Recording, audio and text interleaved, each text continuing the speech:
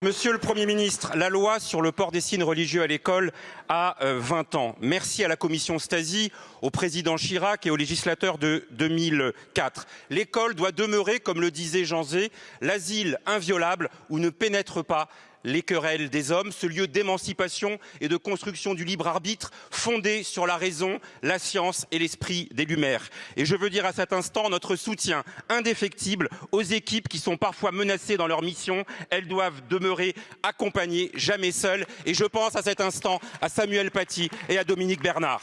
Mais la bataille culturelle, elle est là. Aujourd'hui, une majorité de jeunes pensent que la laïcité est une loi d'interdiction et pas une loi de liberté, ce qu'elle est pourtant. Il faut dire qu'elle a des adversaires. Elle a, par exemple, des faux amis, ceux qui l'instrumentalisent pour stigmatiser une seule religion au nom de leur combat civilisationnel. Ils stigmatisent uniquement l'islam. Elle a évidemment de véritables adversaires aussi farouches qui, au nom de leurs revendications religieuses, combattent la laïcité. C'est évidemment l'islamisme radical à coups d'influenceurs et de réseaux sociaux qui ciblent l'école car c'est la première ligne de la République. Face à la tentation du pas de vague et du multiculturalisme différentialiste, l'universalisme républicain a besoin de combattants outillés. D'abord des élus exemplaires. On n'organise pas de prière de Hanouka à l'Élysée.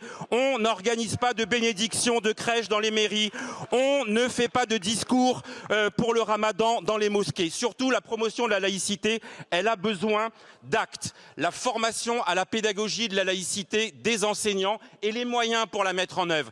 On a besoin aussi de la mixité sociale à l'école. Et au-delà de l'école, la lutte effective contre les discriminations et le soutien au tissu associatif. Bref, une politique volontariste de la laïcité, Monsieur le Premier ministre. Sur ces bancs, il y a bien des volontés, par exemple, de créer un défenseur de la laïcité sur le modèle du défenseur des droits pour consacrer ce principe. Êtes-vous prêt, Monsieur le Premier ministre, à nous accompagner dans cette démarche ?